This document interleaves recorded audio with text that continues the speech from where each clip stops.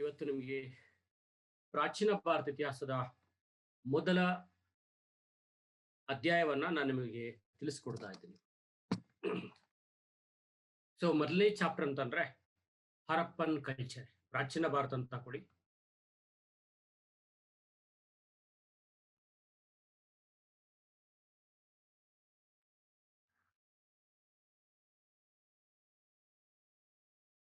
First chapter ಅಂತಂತಂದ್ರೆ Harappan culture.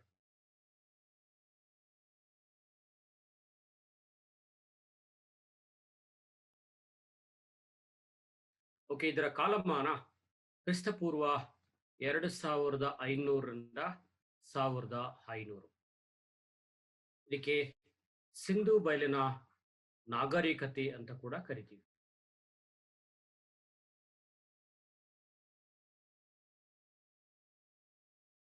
ನಾಗರಿಕತೆ, ಸಂಸ್ಕೃತಿ ಅಥವಾ ಶಿಲಾಯುಗದ ನಂತರದ ಸಂಸ್ಕೃತಿ, ಓಕೆ, ಮತ್ತು ಚಾಲ್ಕೋಲಿಥಿಕ್ ಸಂಸ್ಕೃತಿ, ಹೀಗೆ ಬೇರೆ ಬೇರೆ ಹೆಸರುಗಳಿಂದ ಈ ಚಾಪ್ಟರ್ನ ಕರಿತೀವಿ. ಸೊ ನಿಮಗೆ ನಿಮ್ಮ ಎಲ್ಲಾ ಎಕ್ಸಾಮು ಕೂಡ ಸಾಮಾನ್ಯವಾಗಿ 1 ಅಥವಾ 2 ಪ್ರಶ್ನೆಗಳು ಈ ಚಾಪ್ಟರ್ಗೆ ಸಂಬಂಧಪಟ್ಟಂತೆ ಕಂಡು ಬರುತ್ತೆ. ಓಕೆ, ಸೊ ಇದನ್ನ ಇಲ್ಲಿ ನೋಡ್ಕೊಂಡಿರ್ಬೇಕು. ಈ ಚಾಪ್ಟರ್ನ ಹೇಗೆ ಓದ್ಬೇಕು ಅಂತ ನಿಮಗೆ ಗೊತ್ತಿರಬೇಕು. ಓಕೆ, ಮೊದಲನೇದು ಓದ್ಕೋಬೇಕಾರದು ಅಂತಂದ್ರೆ, ಸೊ ಈ ನಾಗರಿಕತೆಗೆ ಸಂಬಂಧಪಡುವಂಥದ್ದು ಪ್ರಮುಖ ಇಡೀ ನಾಗರಿಕತೆ, ನಮಗೆ ಯಾವುದೇ ಲಿಖಿತ ಆಧಾರಗಳು ಈ ನಾಗರಿಕತೆಗೆ ಸಂಬಂಧಪಟ್ಟಂತೆ ಇಲ್ಲ. ಇದು ಪೂರ್ಣ ಪ್ರಮಾಣದಲ್ಲಿ ನಮಗೆ ಪ್ರಾಕ್ತನ ಆಧಾರದ ಮೇಲೆ ಈ ಚಾಪ್ಟರ್ನ ಓದುವಂಥದ್ದು ನಮಗೆ. ಹಾಗಾಗಿ ಇವೆಲ್ಲ ಉತ್ಖನನ ವರದಿಯ ಆಧಾರದ ಮೇಲೆ ಇವುಗಳನ್ನ ಓದ್ಬೇಕಾಗುತ್ತೆ. ಉತ್ಖನನ ವರದಿಗಳು ಮುಖ್ಯವಾಗಿ ನೀವು ನೋಡ್ಕೋಬೇಕಾರದು ಅಂತಂದ್ರೆ ಮುದ್ರೆಗಳು. ಓಕೆ, ನೆಕ್ಸ್ಟ್ ಅಂದ್ರೆ ಸೀಲ್ಸ್ ಅಂತ ಇಂಗ್ಲಿಷ್ ಅಲ್ಲಿ ಕರೀತಾರೆ ನಾವು ಇದಕ್ಕೆ, ಅರ್ಥ ಆಯ್ತಾ? ಎಕ್ಸ್ಕವೇಟೆಡ್ ರಿಪೋರ್ಟ್ಸ್ ಅಂತ ಅರ್ಥ. ನೆಕ್ಸ್ಟ್ ಸೀಲ್ಸ್, ನೆಕ್ಸ್ಟ್ ಪಾಟ್ರೀಸ್ ಅಂದ್ರೆ ಮಡಿಕೆ ಕುಡಿಕೆಗಳು,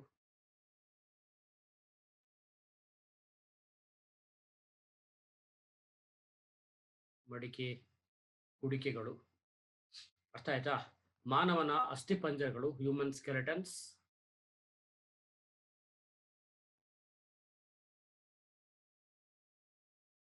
ಅಸ್ಥಿಪಂಜರಗಳು, ಅರ್ಥ ಆಯ್ತಾ? ಜೇಡಿ ಮಣ್ಣಿನ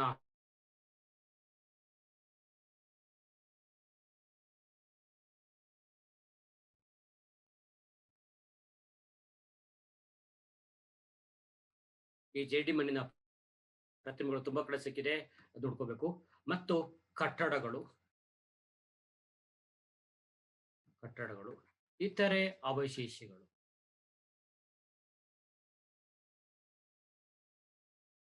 ಓಕೆ, ಇವುಗಳ ಆಧಾರದ ಮೇಲೆ ಈ ಸಂಸ್ಕೃತಿಯನ್ನ ಕುರಿತು ನಾವು ಓದಿದ್ವಿ. ಈ ತರ ಏನ್ ಸಿಕ್ಕಿದೆ ಇವುಗಳೆಲ್ಲ ಇಟ್ಕೊಂಡೇ ಸಿಂಧೂ ಬಯಲು ನಾಗರಿಕತೆಯನ್ನ ನಾವು ಓದ್ತಾ ಇರೋದು. ಆಯ್ತಾ? ಸೊ ಈಗ 1ನೇ ಚಾಪ್ಟರ್ ನಾವು ಇದರಲ್ಲಿ ಚೆಕ್ ಮಾಡ್ತಾ ಹೋಗೋಣ, ಏನೇನ್ ಕಂಡು ಬರುತ್ತೆ ಅನ್ನೋದಕ್ಕೆ ಸಂಬಂಧಪಡುವಂಥದ್ದು. ಇದನ್ನ ಫಸ್ಟ್ ಉತ್ಖನನ ವರದಿಯನ್ನ ನೀವು ಇಲ್ಲಿ ಓದ್ಬೇಕು, ಅರ್ಥ ಆಯ್ತಾ? ನೆಕ್ಸ್ಟ್ ಇನ್ಯಾವುದನ್ನ ಓದ್ಬೇಕು ಅಂತಂತಂದ್ರೆ, okay, next major development check ಮಾಡ್ತಾ ಹೋಗೋಣ. ಓಕೆ, ನಿಮ್ಗೆ ಇದರ ಕಾಲ ನಿಮ್ಗೆ ಕ್ರಿಸ್ತಪೂರ್ವ ಅಂತ ಹೇಳಿದೆ, ಅಥವಾ ಸಾಮಾನ್ಯ ಶತಕ ಅಂತ ಕೂಡ ತಿಳಿಸ್ಕೊಟ್ಟಿದ್ದೀನಿ ಇಲ್ಲಿ. 2500ರಿಂದ 1500 ಅಂತ ಅರ್ಥ. ಸೊ ಇದು ಯಾವುದರ ಮೇಲೆ ಅಧ್ಯಯನ ಮಾಡ್ತೀವಿ ಅಂತಂದ್ರೆ, ಓಕೆ, ನಮಗೆ C14 ಮೆಥಡ್ ಅಂತ. ಓಕೆ, ಕಾರ್ಬನ್ 14ರ ಕಾಲಗಣನೆಯ ಆಧಾರದ ಮೇಲೆ ಇದರ ಕಾಲವನ್ನ ಕರಾರುವಕ್ಕಾಗಿ ಪ್ರಾಕ್ತನ ಶಾಸ್ತ್ರಜ್ಞರು ನಿಗದಿ ಮಾಡಿದ್ದಾರೆ. ಓಕೆ, ಇದು ಫಸ್ಟ್ ಮೇಜರ್ ಡೆವಲಪ್ಮೆಂಟ್ಸ್. ಓಕೆ, ಯಾಕೆಂತಂದ್ರೆ ಮೊದಲ ಹಿಸ್ಟ್ರಿ ಅಂತಂದ್ರೆ ಕೇವಲ ಒಂಥರ ಸ್ಟ್ಯಾಂಡಿಂಗ್ ವಾಟರ್ ತರ ಆಗಿತ್ತು. ಇವತ್ತು ಇತಿಹಾಸ ಸಂಶೋಧನೆಯಿಂದಾಗಿ ಸಾಕಷ್ಟು ಬದಲಾವಣೆ ಆಗಿದೆ. ಹಾಗಾಗಿ ಹೊಸ ವಿಷಯಗಳು ಇತಿಹಾಸಕ್ಕೆ ಸೇರ್ಪಡೆ ಆಗ್ತಾ ಇದ್ದಾವೆ. ಅದರ ಆಧಾರದ ಮೇಲೆ ಇದರ ಕಾಲವನ್ನು ಕೂಡ ವೈಜ್ಞಾನಿಕ ವಿಧಾನದ ಆಧಾರದ ಮೇಲೆ ನಾವು ಅಧ್ಯಯನವನ್ನ ಮಾಡ್ತಾ ಇದ್ದೀವಿ. ಆಮೇಲೆ ಈ ನಾಗರಿಕತೆ ನಮ್ಗೆ ಆಕಸ್ಮಿಕವಾದಂತಹ ನಾಗರಿಕತೆ. ಓಕೆ, ಆಕಸ್ಮಿಕವಾಗಿ ಇದು ಪತ್ತೆಯಾಗಿರುವುದು ಅನ್ನೋದನ್ನ ಗುರುತಿಸೋಣ. ಆಕ್ಸಿಡೆಂಟ್ಲಿ ಫೌಂಡ್ ಅಂತ ನಾವು ಗುರುತಿಸ್ಕೊಂತೀವಿ. ಆಯ್ತಾ? ಅಲ್ಲಿ ಸೊ ಈಸ್ಟ್ ಇಂಡಿಯಾ ಕಂಪನಿಯ ರೈಲ್ವೆ ಇಲಾಖೆ ಅಂತ ಏನಿತ್ತು, ಅರ್ಥ ಆಯ್ತಾ? ಆ ರೈಲ್ವೆ ಡಿಪಾರ್ಟ್ಮೆಂಟ್ ಸೊ ಈ ಆ ನಾಗರಿಕತೆಯ ಅವಶೇಷಗಳನ್ನ ಮೊದಲು ಪತ್ತೆ ಮಾಡಿದ್ರು. ಅವರೇ ಮಾಡಿದ್ರು, ಈ ಕರಾಚಿಯಿಂದ ಲಾಹೋರ್ಗೆ ಅವರು ರೈಲು ಹಳಿಗಳನ್ನ ಕೂರಿಸುವ ಪ್ರಯತ್ನಕ್ಕೆ ಪ್ರಾರಂಭ ಮಾಡಿದಾಗ ಇದರ ಅವಶೇಷಗಳು ನಮಗೆ ಪತ್ತೆಯಾಗಿತ್ತು. ಈಸ್ಟ್ ಇಂಡಿಯಾ ಕಂಪನಿ ರೈಲ್ವೆ ಇಲಾಖೆ ರೈಲ್ವೆ ಹಳಿಗಳನ್ನ ಕೂರಿಸುವುದಕ್ಕೆ ಕರಾಚಿಯಿಂದ ಲಾಹೋರ್ಗೆ ಅವರು ಸೊ ಇದನ್ನ ಮಾಡ್ತಾ ಇದ್ರು, ಅಂದ್ರೆ ರೈಲ್ವೆ ಹಳಿಗಳನ್ನ ಕೂರಿಸುವ ಕೆಲಸದಲ್ಲಿ ಮುಂದಾಗಿದ್ರು. ಹಾಗಾಗಿ ಇದರ ಅವಶೇಷಗಳು ಆಕಸ್ಮಿಕವಾಗಿ ನಮಗೆ ಪತ್ತೆಯಾಗಿದ್ದು. ಓಕೆ, ಇದು ಫಸ್ಟ್ ಮೇಜರ್ ಡೆವಲಪ್ಮೆಂಟ್ಸ್. ಹಾಗಾಗಿ ಸೊ ಇಲಾಖೆಯ ಈ ಈ ನಾಗರಿಕತೆಯ ಅವಶೇಷಗಳನ್ನ ಮೊದಲು ಪತ್ತೆ ಹಚ್ಚಿದ ಕೀರ್ತಿ ಸೊ ಬ್ರಿಟಿಷ್ ರಾಯಲ್ ರೈಲ್ವೆ ಡಿಪಾರ್ಟ್ಮೆಂಟ್ಗೆ ಸಲ್ಲುತ್ತೆ. ಒಂದು ತಿಳ್ಕೊಳ್ಳಿ, ಬ್ರಿಟಿಷ್ ಭಾರತದಲ್ಲಿ ಎಲ್ಲಾ ಇಲಾಖೆಗಳನ್ನು ಕೂಡ ರಾಯಲ್ ಅನ್ನುವ ಪದದಿಂದಲೇ ಅವರು ಆರಂಭಿಸ್ತಾ ಇದ್ರು. Royal railway department, royal so ನಮಗೆ ರೆವಿನ್ಯೂ ಡಿಪಾರ್ಟ್ಮೆಂಟ್, ಎಲ್ಲ ಇಲಾಖೆಗಳು ಕೂಡ. Okay, royal judicial department. Royal ಅಂತಂದ್ರೆ ಸಿಂಬಲ್ ಆಫ್ ದಿ ಬ್ರಿಟಿಷ್ ಎಂಪೈರ್ಶಿಪ್ ಅಂತ ಅರ್ಥ. ಬ್ರಿಟಿಷ್ ಸಾಮ್ರಾಜ್ಞಿಯ ಅಥವಾ ರಾಣಿಯ ಅಥವಾ ರಾಜನ ಗೌರವಾರ್ಥ ರಾಯಲ್ ಅನ್ನೋ ಪದವನ್ನ ಎಲ್ಲಾ ಇಲಾಖೆಗಳು ಅವರು ಬಳಸ್ತಾ ಇದ್ರು.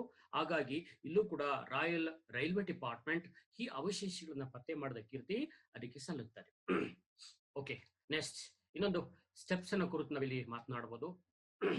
ಓಕೆ, ಸೊ ಈಗ ಈ ನಾಗರಿಕತೆಯನ್ನು ಕುರಿತು ಅಧ್ಯಯನ ಮಾಡೋದಕ್ಕೆ ನಿಮಗೆ 1826ರಿಂದ ಓಕೆ ಇದರ ಅಧಿಕೃತವಾದಂತಹ ಅವಶೇಷಗಳು ಪತ್ತೆ ಬಂದು ಈ ಅವಶೇಷಗಳನ್ನ ಮೊದಲು ಪತ್ತೆ ಮಾಸನ್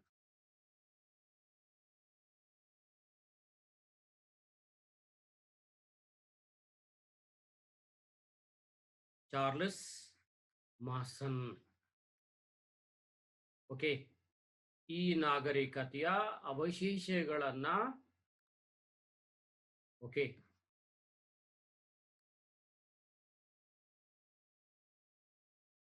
ಅವಶೇಷಗಳನ್ನ ಪತ್ತೆ ಹಚ್ಚಿದ ಕೀರ್ತಿ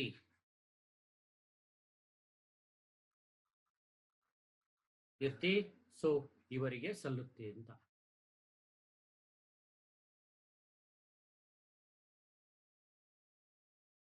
ಓಕೆ, ಯಾರಿಗೆ?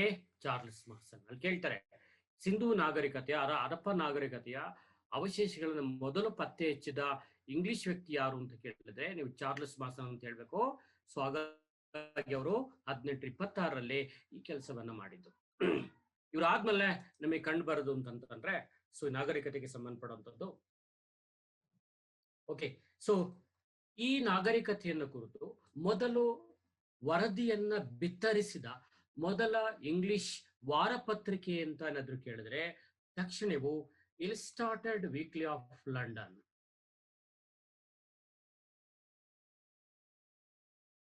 Weekly of London, first English weekly published a detailed report about the ruins of the Indus Valley civilizations. Sindhu ನಾಗರಿಕತೆಯ ಅವಶೇಷಗಳನ್ನು ಕುರಿತು ಮೊದಲು ವಿಸ್ತೃತವಾದ ವರದಿಯನ್ನ ಪ್ರಕಟಿಸಿದ್ದ ಇಂಗ್ಲೆಂಡಿನ ವಾರಪತ್ರಿಕೆ ಅಂದ್ರೆ 1901ರಲ್ಲಿ ಅದು ಇಲ್ಸ್ಟಾರ್ಟೆಡ್ ವೀಕ್ಲಿ. ಅರ್ಥ ಆಯ್ತಾ? ಯಾವಾಗ ಈ ವರದಿ ಬಂತೋ ಆಗ ಇಡೀ ಪ್ರಪಂಚಕ್ಕೆ ಗೊತ್ತಾಯ್ತು ಇದು first urban civilization of the world ಅಂತ. ಫಸ್ಟ್ ಅರ್ಬನ್ ಸಿವಿಲೈಸೇಷನ್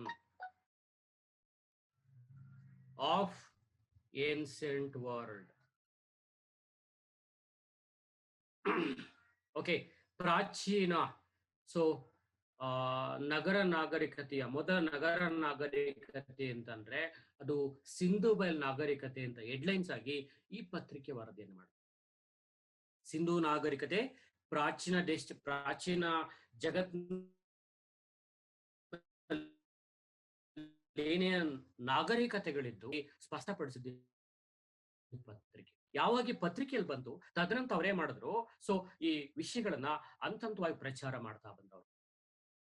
ಓಕೆ, ಈ ಪತ್ರಿಕೆ ಓದಂತ ಭಾರತದ ಪ್ರಾಕ್ತನ ಶಾಸ್ತ್ರಜ್ಞರು ಕೂಡ 1901ರಿಂದ 1921ರವರೆಗೆ ಅವರು ಇದರ ಅವಶೇಷಗಳನ್ನು ಕುರಿತು ಅಧ್ಯಯನ ಮಾಡ್ತಾ ಬಂದ್ರು. ಅಧಿಕೃತವಾಗಿ ಅವರು ಎಲ್ಲ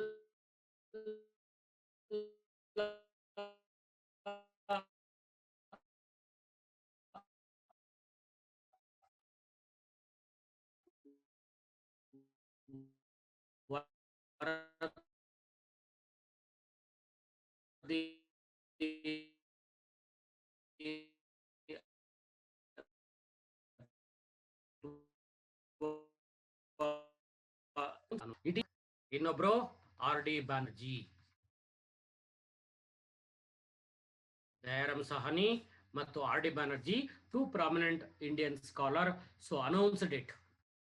Okay, announced it as a official announced in the year 1921.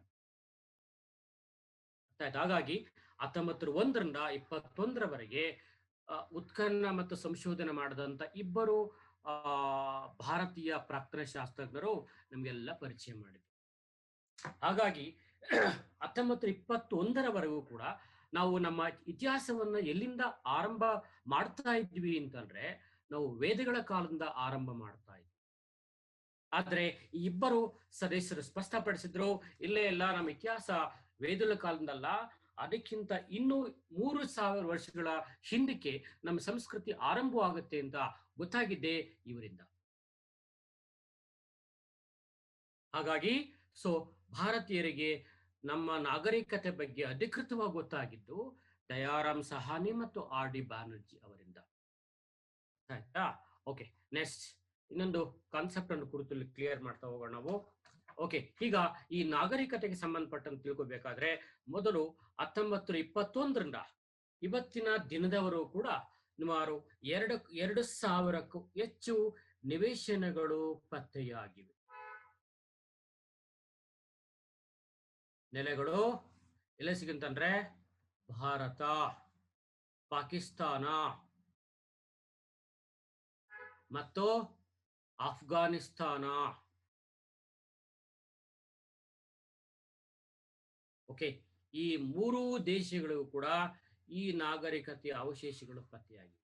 Sindhu ನಾಗರಿಕತೆ ಯಾವ ಯಾವ ದೇಶಗಳಿಗೆ ಸಂಬಂಧಿಸಿದೆ ಅಂತ ನೀವು ಕೇಳಿದ್ರೆ ಇದು ಭಾರತ, ಪಾಕಿಸ್ತಾನ ಮತ್ತು ಅಫ್ಘಾನಿಸ್ತಾನ ದೇಶಗಳಿಗೆ ಸಂಬಂಧಿಸಿದೆ.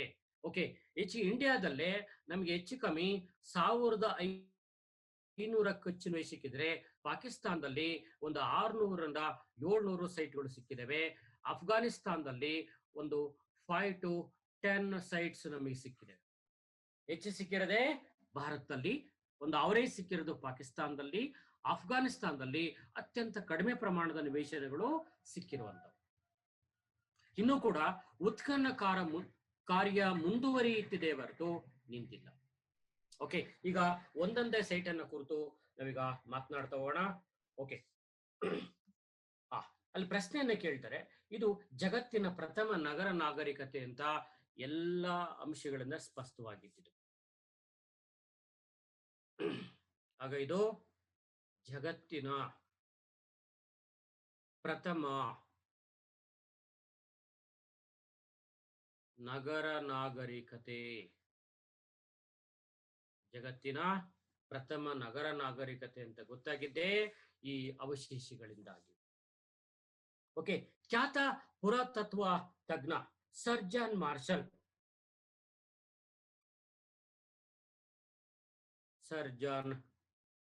ಮಾರ್ಷಲ್ ಓಕೆ, ಇವ್ರು ಹೇಳ್ತಾರೆ, ಇದು ಇವರ ಪ್ರಕಾರ ಹೇಳ್ತಾ ಹೋಗ್ತಾರೆ, ಇದು ಈ ನಾಗರಿಕತೆಗೆ ಸಿಂಧೂ ನಾಗರಿಕತೆ ಅಂತ ಮೊದಲು ಗುರುತಿಸಿದರು. ಇದನ್ನ ಸಿಂಧೂ ನಾಗರಿಕತೆ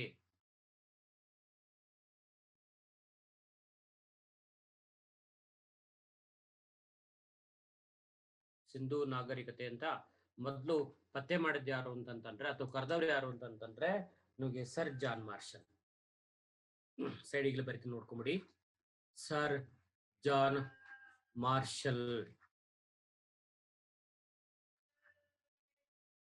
ಇವ್ರು ಬರೀತಾರೆ, ಇದು ಈ ನಾಗರಿಕತೆಗೆ ಸಿಂಧೂ ನಾಗರಿಕತೆ ಅಂತ ಮೊದಲು ಕರೆದರು. ಇದನ್ನ ಸಿಂಧೂ ನಾಗರಿಕತೆ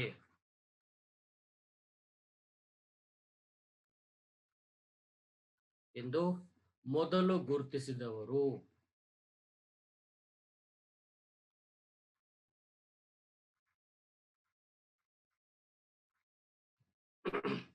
ಇದನ್ನ ಅಲ್ಲಿ ಕೇಳ್ತಾರೆ, ಈ ನಾಗರಿಕತೆಯನ್ನು ಮೊದಲು ಸಿಂಧೂ ನಾಗರಿಕತೆ ಅಂತ ಯಾರು ಕರೆದರು ಅಂತ ನೀವು ಪ್ರಶ್ನೆ ಕೇಳಿದ್ರೆ ತಕ್ಷಣ ಇದನ್ನ ಕುರಿತು ನೀವು ಹೇಳ್ಬೇಕಾಗುತ್ತೆ. ಓಕೆ, ಅತ್ಯಂತ ಮಹತ್ವದ ಬದಲಾವಣೆ. ಇಂಥ ನಾಗರಿಕತೆ ಭಾರತದ ಯಾವ್ಯಾವ ಭಾಗದಲ್ಲಿ ಹರಡಿತ್ತೆ ಅನ್ನೋದನ್ನ ಚೆಕ್ ಮಾಡ್ತಾ ಹೋಗೋಣ. ನೆಕ್ಸ್ಟ್ ಇದ್ರ ಭೌಗೋಳಿಕ ವ್ಯತ್ಯಾಸವನ್ನು ಕುರಿತು ಮಾತನಾಡೋಣ. ಭೌಗೋಳಿಕ ವಿನ್ಯಾಸ, ಇದು ಬಹಳ ಅತ್ಯಂತ ಮುಖ್ಯ. Geographical area of the Indus valley civilisation ಅಂತ ಕರಿತೀವಿ ನೋಡಿ.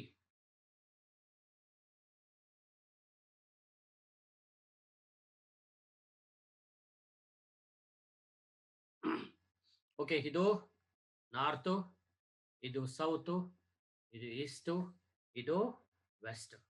ನಿಮ್ಗೆ 1921ರಿಂದ ಇವತ್ತಿನ 2021 ಇನ್ನೂ ಕೂಡ ಇದರ ಕಾರ್ಯ ಉತ್ಖನನ ಕಾರ್ಯ ಮುಂದುವರಿತಾನೆ ಇದೆ. ಹಾಗಾಗಿ 2000ಕ್ಕೂ ಹೆಚ್ಚು ನಿವೇಶನ ಸಿಕ್ಕಿದ್ದೇವೆ. ಅರ್ಥ ಆಯ್ತಾ? ಅದರಲ್ಲಿ ಫಸ್ಟ್ ನಾರ್ತ್ ಅಲ್ಲಿ ಅಂತಂದ್ರೆ ಮಂಡ್ ಅಂತ ಬರುತ್ತೆ. ಮಂಡ್ ಅಂತಂದ್ರೆ ಪ್ರಸ್ತುತ ಜಮ್ಮು ಮತ್ತು ಕಾಶ್ಮೀರ.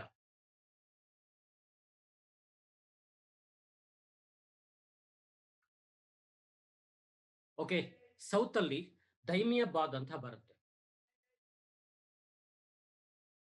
ಅಥವಾ ದೈಮಾಬಾದ್ ಅಂತ.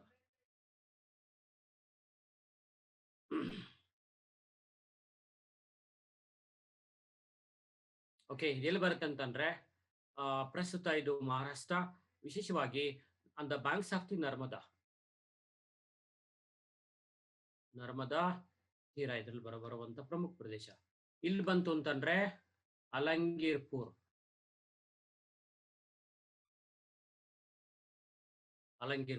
ಎಲ್ಲಿ ಬರ್ತಿದೋ ಪ್ರಸ್ತುತ ಉತ್ತರ ಪ್ರದೇಶದಲ್ಲಿ ಇದು ಕಂಡು ಬರುತ್ತೆ. ಈ ಕಡೆ ವೆಸ್ಟರ್ನ್ ಪಾರ್ಟ್ ಆಗಿ ಬಂತು ಅಂತಂದ್ರೆ ಮುಖ್ಯವಾಗಿ Balochistan,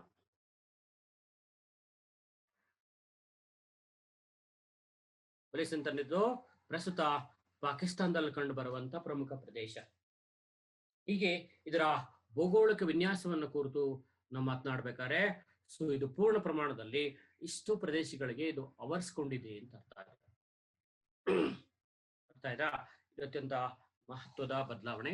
okay, next further significant aspect ಅನ್ನು ಕುರಿತು ನಾವಿಲ್ಲಿ ಮಾತನಾಡಬಹುದು. ಓಕೆ, ಈಗ ಇದರ ನಾಗರಿಕತೆಗಳನ್ನ ಕುರಿತು ಒಂದೊಂದಾಗಿ ನಾವೀಗ ಚೆಕ್ ಮಾಡ್ತಾ ಹೋಗೋಣ ಇಲ್ಲಿ. ಓಕೆ, ನೆಕ್ಸ್ಟ್ ಈಗ ನಾವು ಒಂದೊಂದೇ ಸೈಟ್ ಅನ್ನ ಕುರಿತು ಚೆಕ್ ಮಾಡ್ತಾ ಹೋಗೋಣ. Important sites of the Indus valley civilisation ಅಂತ ಹಾಕೊಳ್ಳಿ. ಈ ನಾಗರಿಕತೆಯ ಪ್ರಮುಖವಾದಂತ ಪ್ರದೇಶಗಳು ಅಥವಾ ಪ್ರಮುಖ ನೆಲೆಗಳು ಅಂತ ಹಾಕೊಳ್ಳಿ. ನೆಕ್ಸ್ಟ್ ಹೆಡಿಂಗ್ ಪ್ರಮುಖ ನೆಲೆಗಳು.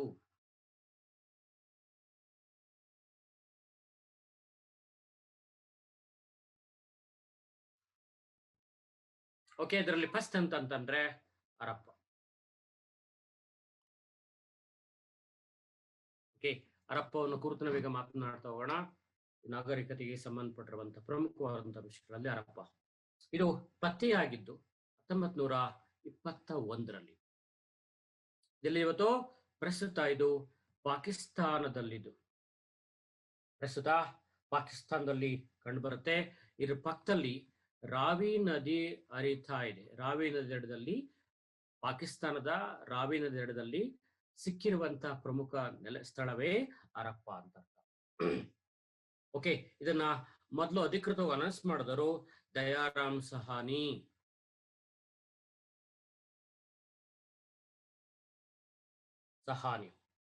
ಅರ್ಥ ಆಯ್ತಾ?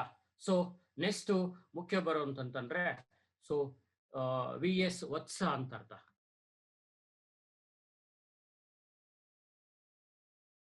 ವತ್ಸ ಅವರು 1926ರಲ್ಲಿ, ಇವರು 1921 ಅಲ್ಲಿ ಇವರು ಎಕ್ಸ್ಕವೇಷನ್ ಮಾಡಿದ್ರೆ, ಇವ್ರು 1926 ಅಲ್ಲಿ ಎಕ್ಸ್ಕವೇಷನ್ ಮಾಡ್ರು.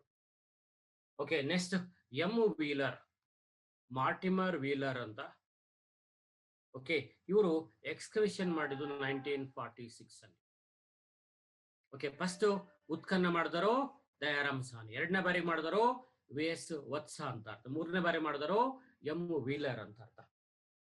ಇದನ್ನ ಸಿಂಧು ನಾಗರಿಕತೆಯ ಮೊದಲ ಎಲೈಟ್ ಸಿಟಿ ಅಂತಂತಂದ್ರೆ ಪ್ರಧಾನ ಪಟ್ಟಣ ಅಥವಾ ರಾಜಧಾನಿ ಪಟ್ಟಣ ಅಂತ ಕರೀತಾರೆ. ಓಕೆ, ಪ್ರಧಾನ ಪಟ್ಟಣ ಮತ್ತು ರಾಜಧಾನಿ ಪಟ್ಟಣ ಅಂತಂದ್ರೆ ತಕ್ಷಣ ಗೊತ್ತಾ ಇರ್ಬೇಕಾರ್ದು ಸೊ ಹರಪ್ಪ ಅಂತ. ಅರ್ಥ ಆಯ್ತಾ? ಸೊ ಇದು ಯಾವುದಕ್ಕೆ ಫೇಮಸ್ ಆಗಿದೆ ಅಂತಂದ್ರೆ ಉತ್ತಮ ನಗರ ಯೋಜನೆಗೆ ಇದು ಪ್ರಸಿದ್ಧವಾಗಿದೆ. ಉತ್ತಮ ನಗರ ಯೋಜನೆಗೆ ಇದು ಪ್ರಸಿದ್ಧವಾಗಿದೆ. ಆಮೇಲೆ ಸೈಟ್ ಅಲ್ಲಿ ಎಕ್ಸ್ಕವೇಷನ್ ಮಾಡಿದಾಗ ಏನೇನ್ ಸಿಕ್ಕಿದೆ ಅಂತ ನೀವು ಮಾತನಾಡಿದರೆ, ಇಲ್ಲಿ 6 ಉಗ್ರಾಣಗಳ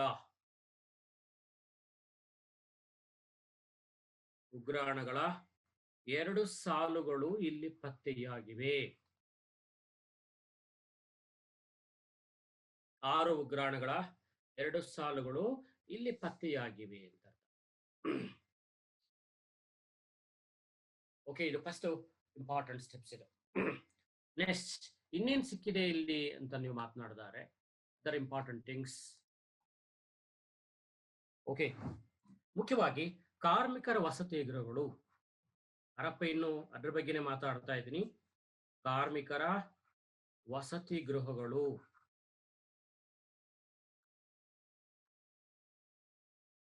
ಇಲ್ಲೇ ಪತ್ತೆಯಾಗಿರುವಂಥದ್ದು. ಮತ್ತು ಮಾತೃದೇವತೆಯ ಜೇಡಿ ಮಣ್ಣಿನ ಪ್ರತಿಮೆ,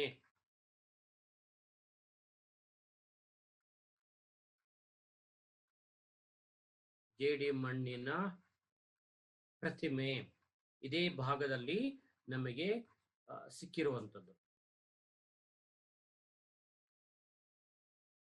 ಅರ್ಥ ಆಯ್ತಾ? ಮತ್ತು ತಾಮ್ರದ ಅಳತೆಗೋಲು,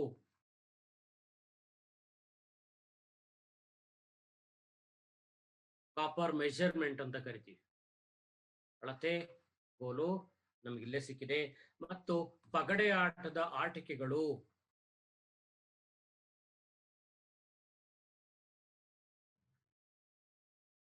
ಇವು ಹರಪ್ಪದಲ್ಲಿ ಸಿಕ್ಕಿರುವಂತಹ ಪ್ರಮುಖವಾದಂತಹ ಅಂಶಗಳು. ಆಯ್ತಾ? ನೆಕ್ಸ್ಟ್ ಈಗ ಇನ್ನೊಂದು ಸ್ಥಳವನ್ನು ಕುರಿತು ನಾವಿಲ್ಲಿ ಮಾತನಾಡ್ತಾ ಹೋಗೋಣ. ನೆಕ್ಸ್ಟ್ ಮೊಹೆಂಜದಾರೋ.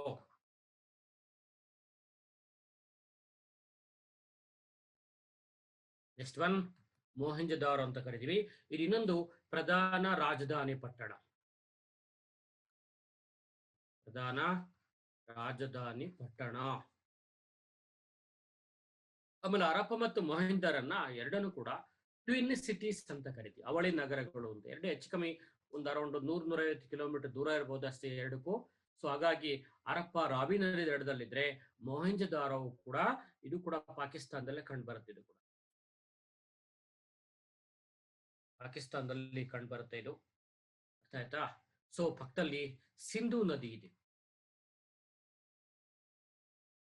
ಸಿಂಧೂ ನದಿಯ ಭೂಭಾಗದಲ್ಲಿ ಪತ್ತೆಯಾಗಿರುವಂತಹ ಪ್ರಮುಖ ಸ್ಥಳ ಅಂತ ಇದು. ಇದನ್ನ ಮೊದಲ ವಿಶಾಲವಾದ ನೆಲೆ ಅಂತ ಕರೆದಿದ್ದೀವಿ. ಮೊದಲ ವಿಶಾಲವಾದ ನೆಲೆ, ಫಸ್ಟ್ ಲಾರ್ಜೆಸ್ಟ್ ಸೈಟ್ ಅಂತ ಅರ್ಥ.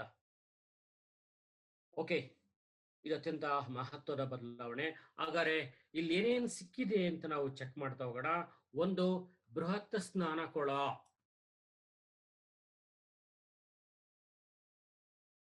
ಬೃಹತ್ ಸ್ನಾನಕೊಳವನ್ನ ನಾವಿಲ್ಲಿ ಕಾಣ್ತೀವಿ. ಬೃಹತ್ ಸ್ನಾನಕೊಳ